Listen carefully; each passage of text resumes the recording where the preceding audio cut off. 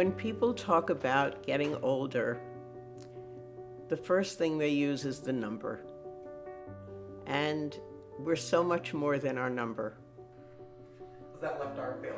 Oh, great. So for me, the first 50 were very hectic, raising a family, finding our way into the world.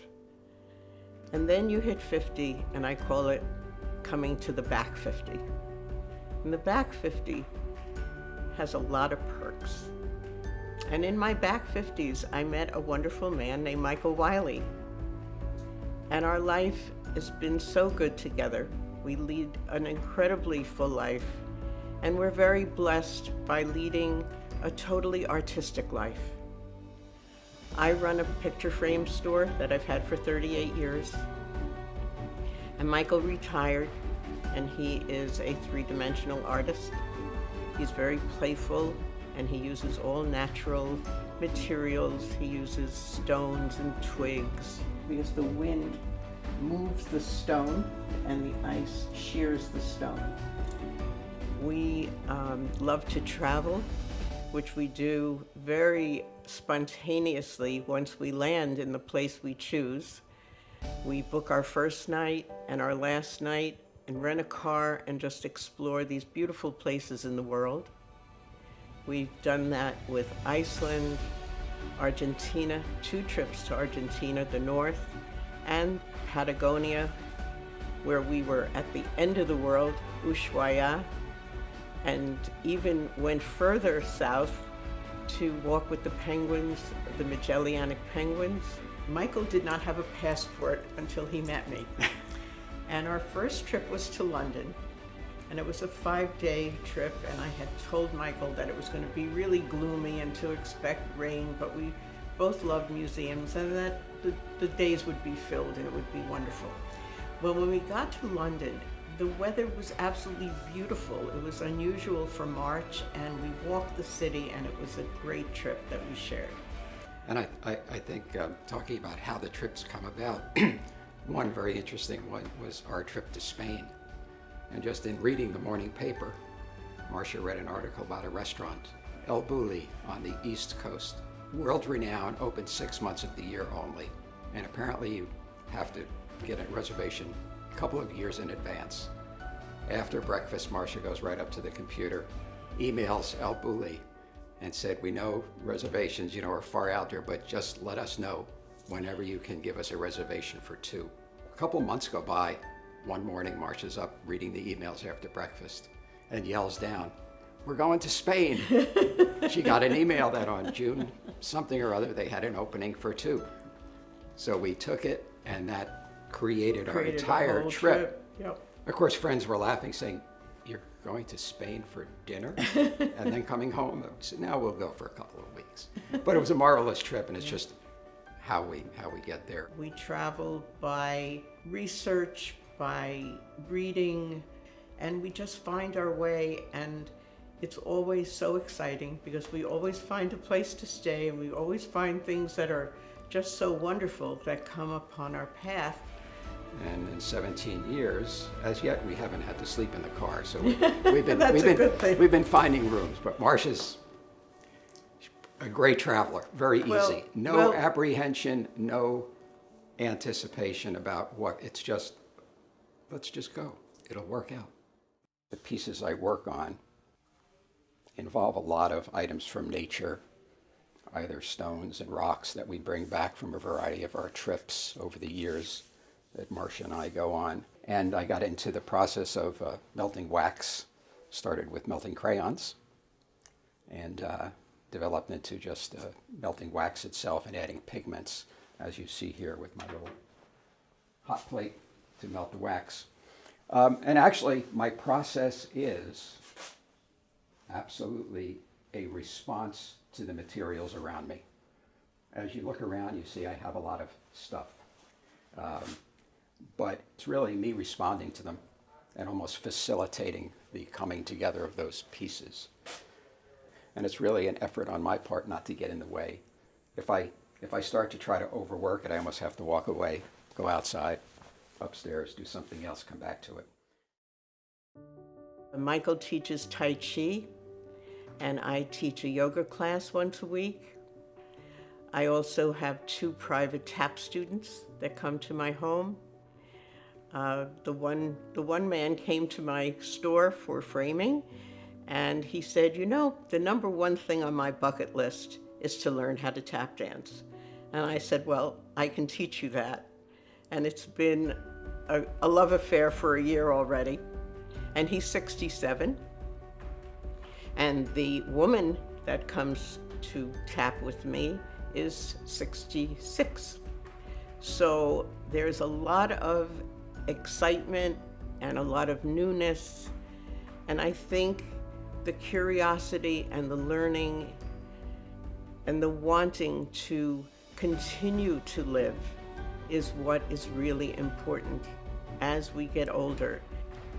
I started dancing when I was very young, when I was 5.5, and I loved it. I grew up in the Bronx, and I went to a private studio,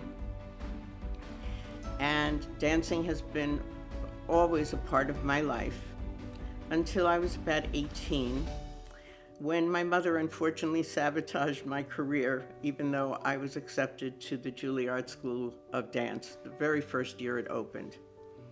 So it was a generation when we didn't go against our parents at all, and their word was the law. So I went on to stop dance and then raised a family. I have 2 sons and a daughter.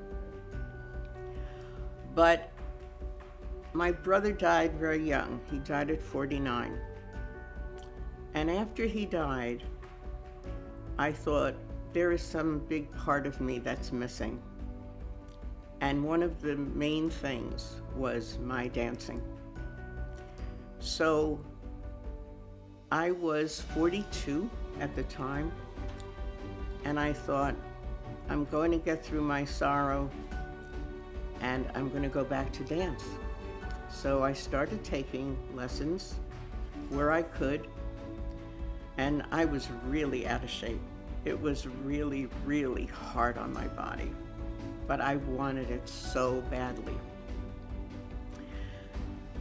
The wonderful things that happened since I did that were many, and I got a job teaching at the Pennington Dance School. I had a wonderful director, and I taught a young class of 5-year-olds, beginning ballet, and then I went on to teach a jazz class, early teens. And after 3 years, I left that school, and I actually taught ballet to a gymnastics, the girls' gymnastics and boys' gymnastics team. I then went on to have a wonderful meeting with the director of a community school for inner city girls. So for 6 years, I taught classical ballet to teenage girls from the inner city of Trenton.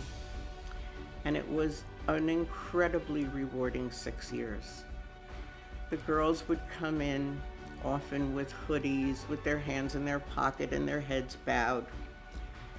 And they were my ugly ducklings, and by June, they were my swans in the recital.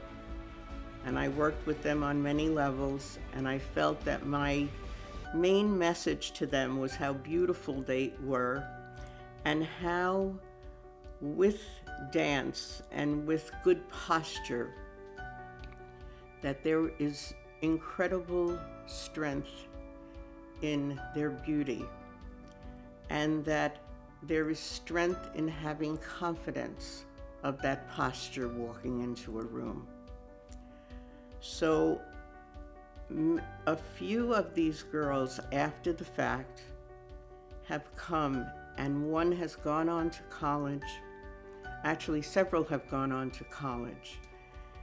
And it's been an incredible part of this teaching where I may not have felt the effect until years later when a message comes back to me that somehow there was the seed that I planted for them going on in their life and really becoming young, empowered women in the world, no matter what their beginnings were.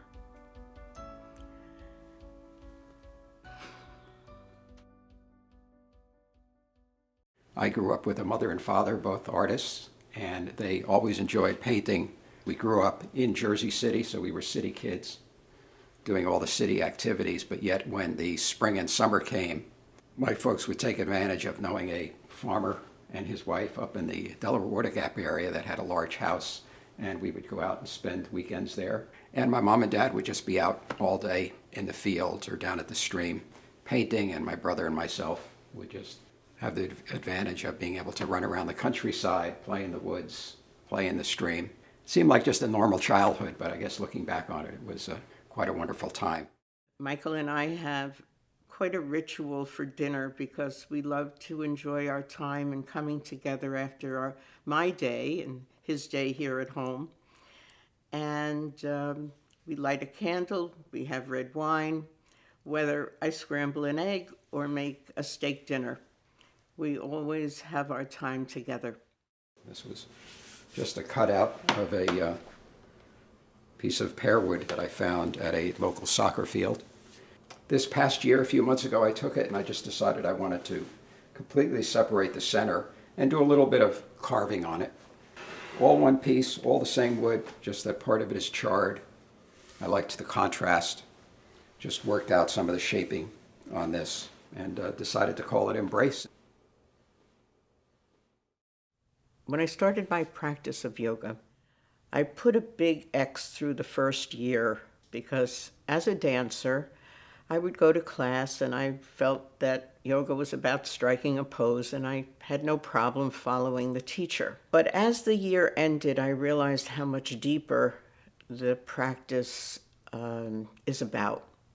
I then started to do some chakra work and understanding the beautiful rainbow that we have in us that coincide to the chakras, our centers of our body, and how by taking responsibility for these chakras, when our bodies don't feel in balance, feel out of balance.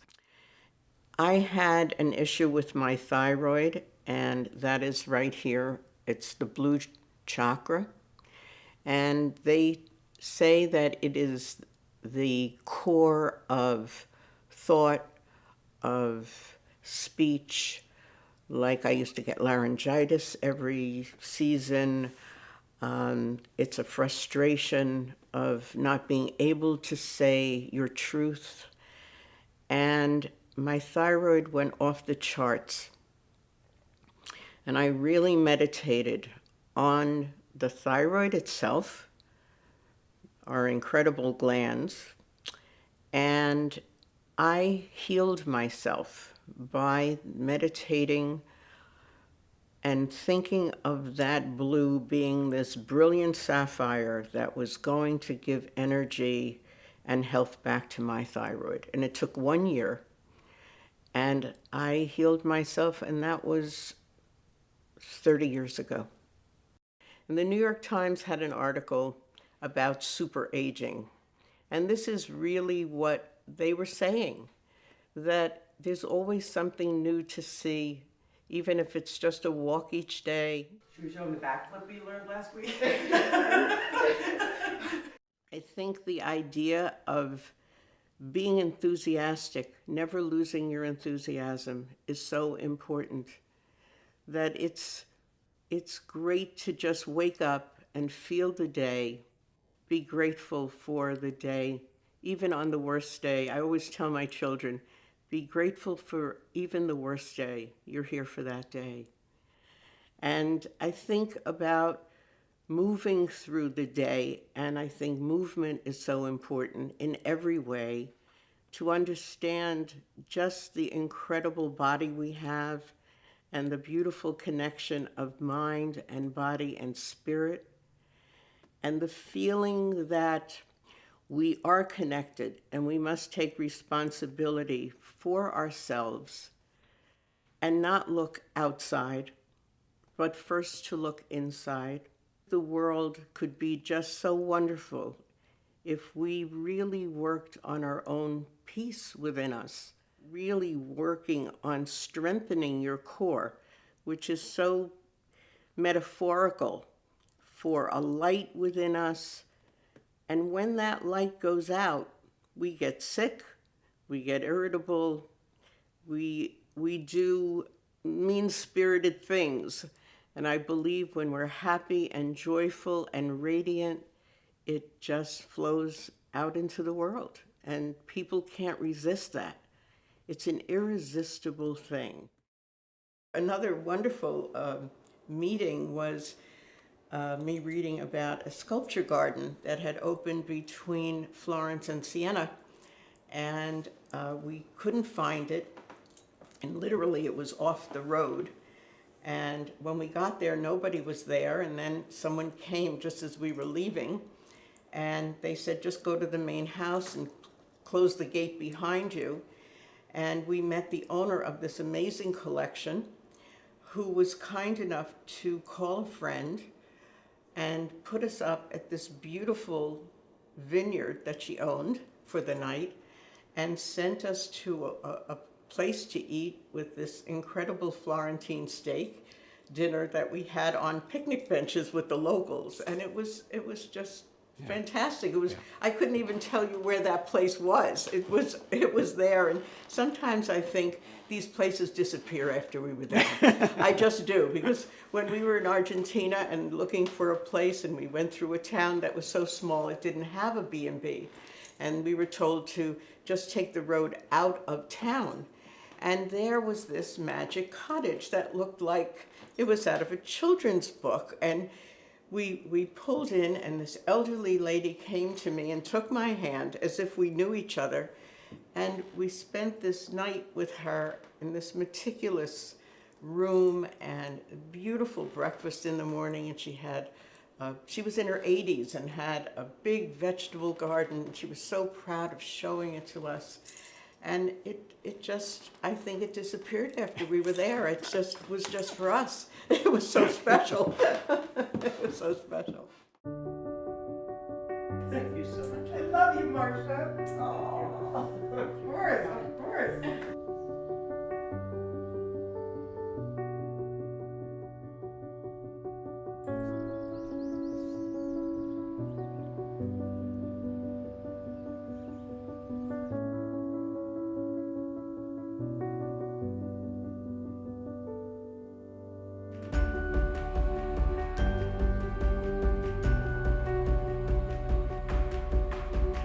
That piece is from this banister. Our travel just takes us in a very free, spontaneous way. It's the way we find places to stay. It's how we find places to eat. And of course, all along the way, the best part is meeting the people who can help us or who are next to us somehow.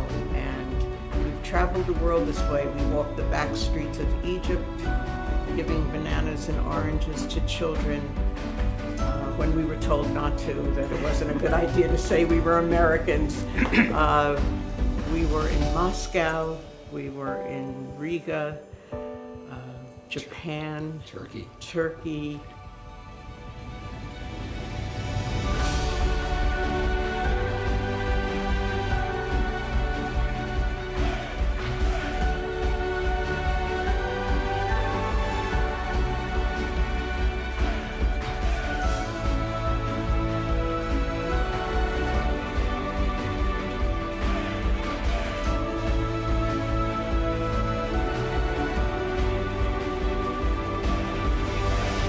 Magic, by the way.